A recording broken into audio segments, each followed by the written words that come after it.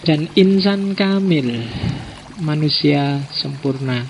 Kalau di Fususul Hikam ada insan kamil, ada insan hayawan, manusia sempurna, manusia hewan.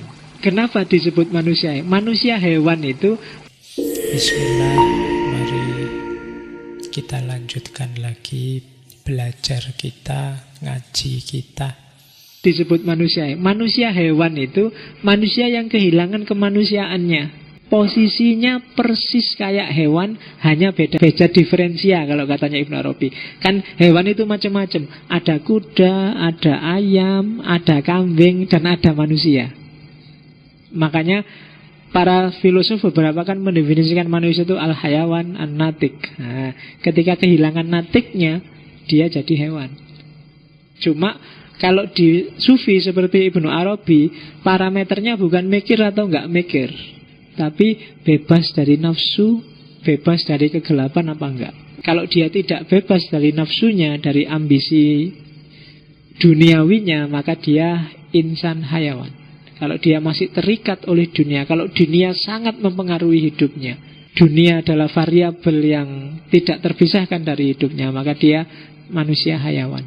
Jadi manusia hayawan itu hidupnya di an-nash'ah ad-dunyawiyah, formasi duniawi. Sementara insan kamil hidupnya di an-nash'ah al-ukhrawiyah.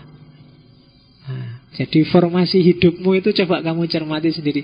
Kamu ada di formasi duniawi apa formasi ukhrawi? Kamu sendiri yang bisa ngukur. Yang kamu lakukan tiap hari, bangun jam berapa, ngapain aja, jam segini ngapain, dalam seminggu ini sudah melakukan apa saja, sebulan ini yang kamu lakukan apa, setahun ini kamu lakukan apa, akan kelihatan formasinya. Oh, spiritualitasnya bagus sudah, nah, itu formasinya ukhrawi. Tapi ini setahun ini cuma mikir yang tidak penting-penting semua, cuma mikir kos-kosan, mikir angkringan, mikir, berarti itu formasinya formasi duniawi. Nah, tinggal kamu lihat, formasi itu kan menentukan sukses tidaknya, kayak sepak bola itu kan, 3-4-3 apa 4-4-2 apa 10-1 apa kan, kayak gimana. Loh kan ada kan yang 10-1, kalau bal-balan merasa kalah kan terus 10 pemain dijadiin back, dikasih 1 dot striker di depan kan. Kayak 10-1 kan itu. Ya orang nyebutnya parkir base. Itu kan strategi 10-1. Kadang-kadang 11-0. Jadi ning mburi kabeh karena khawatir kalah. Nah, itu formasi duniawi, formasi ukhrawi. Yang panjang dari Ibnu Arabi ya tentang insan kamil. Jadi insan kamil adalah manusia yang sempurna, baik jasmaninya atau rohaninya. Sempurna jasmaninya berarti dia sempurna mengemban tugas memelihara alam semesta sebagai khalifah. Dan sempurna rohaninya berarti dia memanifestasikan diri sebagai cerminnya Allah secara utuh. Kalau dia ngomong, yang ngomong Allah. Kalau dia jalan, yang jalan Allah. Takhallaq bi ahlakillah dan yang sejenis itu. Dialah insan kamil. Jadi rohaninya adalah Allah dan jasmaninya adalah alam semesta. Karena manusia adalah mikrokosmos. Itulah insan kamil. Yang bisa kayak gini katanya Ibnu Arabi, para nabi, para rasul, para wali, para sufi, atau orang-orang tertentu yang diberi anugerah oleh Allah. Ya memang agak panjang kita untuk jadi insan kamil. Nanti konsepnya Ibnu Arabi akan disempurnakan oleh Al-Jili. Dan Al-Jili nanti menginspirasi Iqbal. Semoga kita nanti ada sesi untuk ketemu Iqbal ketika ngomong filsafat Islam yang era modern. Karena Iqbal termasuk pengagumnya Ibnu Arabi. Beberapa filosof muslim modern, Iqbal, Abduh itu termasuk yang pengagumnya Ibnu Arabi. Nah, cirinya apa sih insan kamil itu? Kalau Ibnu Arabi menyebut yang jelas orang yang jadi insan kamil, dia ngerti apa enggak, diakui apa enggak, maka dia adalah seorang wali sufi. Ciri pertama adalah orang yang menjadikan Allah sebagai pelindung. Berarti insan kamil tidak pernah minta-minta, tidak pernah minta tolong pada siapapun atau apapun selain Allah. Kalau masih minta-minta pada yang lain, dia masih belum insan kamil. Yang dia yakin yang hanya melindungi Allah, maka perlindungan yang dia cari hanya perlindungan dari Allah. Kebutuhan yang dia minta adalah kebutuhan dari Allah. Itu ciri pertama. Kayak kita kan masih jauh, berarti kan kita masih sering minta orang tua, minta tolong teman, minta kebijaksanaan dosen. Nah, itu berarti bukan insan kamil. Kan biasa kan, Pak, minta kebijaksanaannya, Pak. Saya semester ini jarang masuk, Pak. Itu kan. Itu minta kebijaksanaan apa minta ketidakbijaksanaan? Nah, kalau kebijaksanaan malah kamu tidak lulus. Tapi kalau kamu minta saya tidak bijaksana, baru kamu lulus. Oke. Yang kedua, insan kamil pasti dia mencintai Allah. Kemudian ingin memanifestasikan sifat-sifat Allah. Sabar, penyayang, pemaaf, insan kamil pasti. Tapi yang kemerungsung, ngamuan, dikit-dikit matanya melotot, nah itu berarti belum, masih jauh. Harus latihan lagi. Tidak gampang sabar itu. Tidak suka itu wajar. Nggak apa-apa kamu nggak suka, tapi jangan nggak sabar. Saya nggak suka BBM naik, tapi bukan berarti terus kamu ngamuk-ngamuk. Ketika kamu ngamuk, mungkin yang lain nggak terlalu rugi, kamu sendiri yang dapat rugi banyak, khususnya secara spiritual. Kenapa? Ketika begitu kamu ngamuk-ngamuk, perilakumu nggak terkontrol, ucapanmu juga tidak terkontrol. Nafsunya yang dominan, kalau menurut Ghazali namanya nafsu amarah. Orang yang kena nafsu amarah itu akalnya mati, hatinya mati. Boleh demo tapi jangan sambil marah.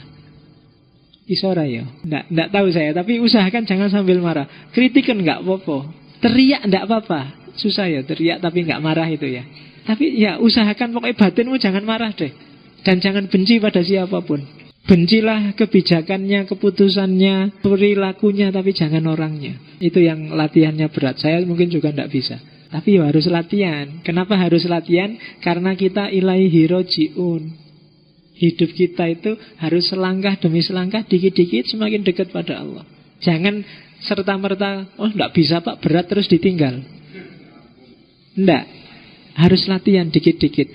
Malayudroku kulluhu layudroku kulluhu. Yang nggak bisa dicapai semuanya, ya jangan ditinggal semuanya.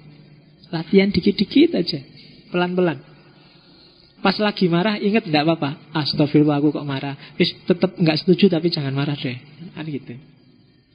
Oke, yang ketiga, orang yang kalau ada apa-apa selalu ingin kembali pada Allah. Ya manifestasinya adalah taubat, istighfar. Pokoknya ada masalah apapun, ada keliru atau melakukan apapun, selalu dikembalikan pada Allah. Itu wali sufi mentalnya. Ada apa-apa Allah, ada apa-apa Allah, ada apa-apa Allah. Dan itu nanti yang disebut oleh Ghazali, maka lama-lama aliran darahmu akan zikir sendiri Allah Allah. Dan kalau di Ibnu Arabi, kalau kamu baca tentang wali-wali, orang yang aliran darahnya zikirnya adalah Allah Allah, dia akan nyampe karomah level 19. Karomah itu ada levelnya. Karomah level 19 adalah orang yang nyampe level kun. Level kun itu apapun keinginanmu akan wujud. Kalau aku bilang teh ini harus jadi susu, akan jadi susu. Cuma ya nggak mungkin wali kayak gitu. Ya, karena nggak sembarangan. Orang yang nyampe level spiritualitas tertentu yang bisa kayak gitu. Dan orang yang nyampe level ini nggak mungkin iseng kayak kita. Ya, makanya kita nggak nyampe karena mental kita masih mental iseng. Tak bayangkan kamu bisa kayak gitu. Balik kamu kankun aja, ya kan? Ada apa-apa ya kan, dompet kosong, kun, nah, penuh lagi. Oke, iya wis karepmu lah ngono. Makanya Allah itu ngerti lah kamu, makanya gak dikasih itu. Oke, yang selanjutnya orang yang selalu tazkiyatun nafas. Jadi ada kotoran apapun di batin, cepat-cepat dibersihkan. Biar Allah selalu tampak dalam cermin batin kita. Karena kalau dia kotor gak tampak. Yang selanjutnya orang yang selalu bersyukur, wali sufi. Ya itu lanjutannya tadi, dia nggak pernah komplain. Bahkan musibah sekalipun bagi dia, ya ini dari Allah kan, musibah itu monggo nggak apa-apa, ikhlas, nggak pernah mengeluh.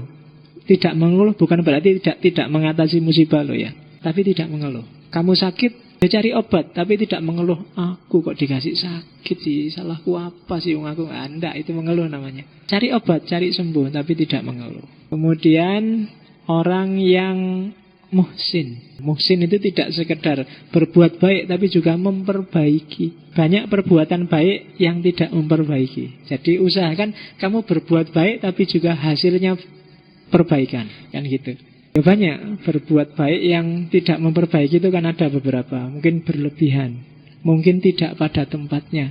Itu kan tidak memperbaiki. Mau nolong orang itu berbuat baik, tapi kalau cara nolongnya keliru, tidak memperbaiki. Hasilnya mungkin mangkel orang yang ditolong. Nah itu kan bisa.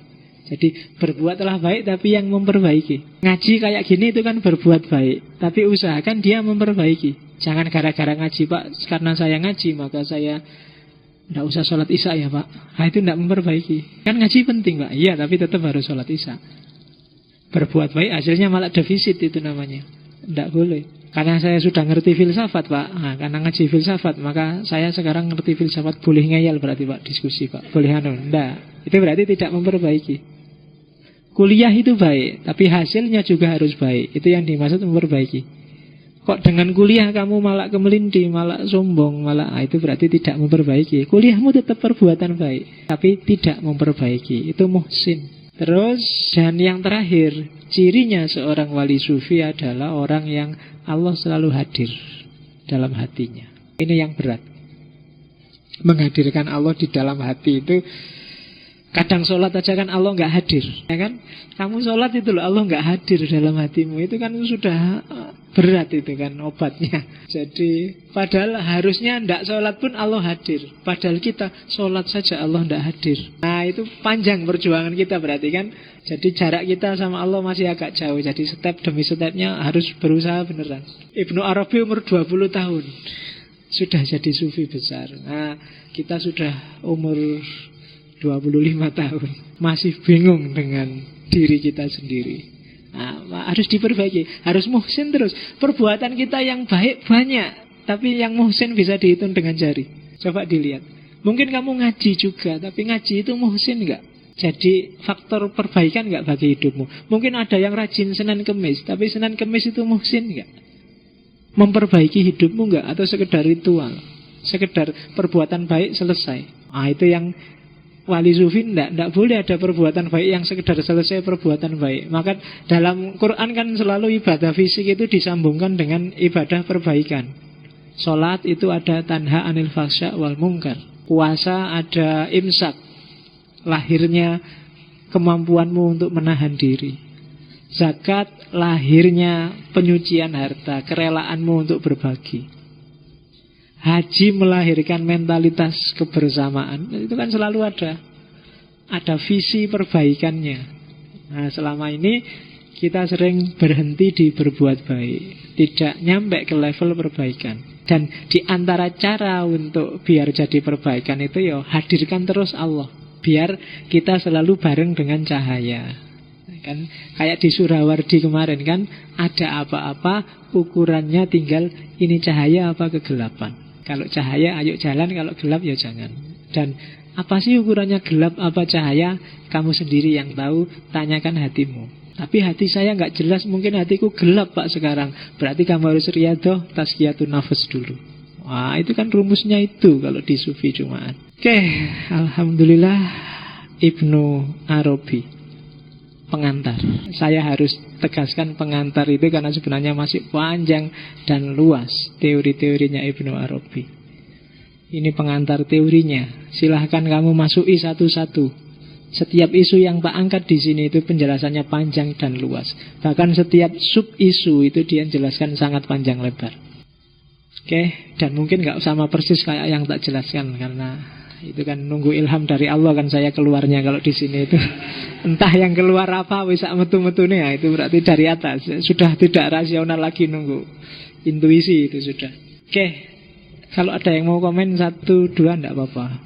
Kalau enggak ada alhamdulillah.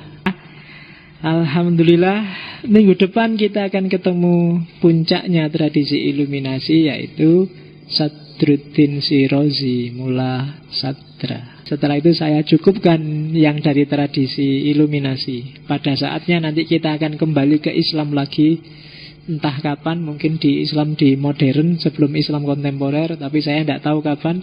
Karena setelah ini kita kembali lagi ke barat, ke awal postmodern. Awal postmodern itu ada beberapa ideologi neo. Ada neo-marxisme, ada beberapa neo yang neo-positivisme ada. Nanti beberapa kita bahas. Setelah awal modern, terus awal postmodern, kita ke filsafat timur sebentar. Mungkin tak awali di Cina, setelah itu balik lagi ke postmodern barat yang belum selesai, terus kembali ke Islam mungkin. Setelah Islam ke barat sebentar, mungkin model tematik, apakah itu semiotik, filsafat bahasa, ataukah hermeneutik atau apa. Pokoknya setelah selesai zaman postmodern kita masuk ke tema. Yang belum selesai dengan zaman ya kita lanjutkan mungkin filsafat Islam yang modern. Dan selanjutnya nanti ada filsafat Islam kontemporer, atau filsafat timur India, atau filsafat timur Persia. Kita tidak tahu nanti ketemunya apa. Yang jelas diikuti saja. Entah moodnya, nunggu ilham dari Allah nyampainya apa nanti. Oke, saya kira itu. Wallahul muwaffiq, wallahu a'lam bissawab. Wassalamualaikum warahmatullahi wabarakatuh.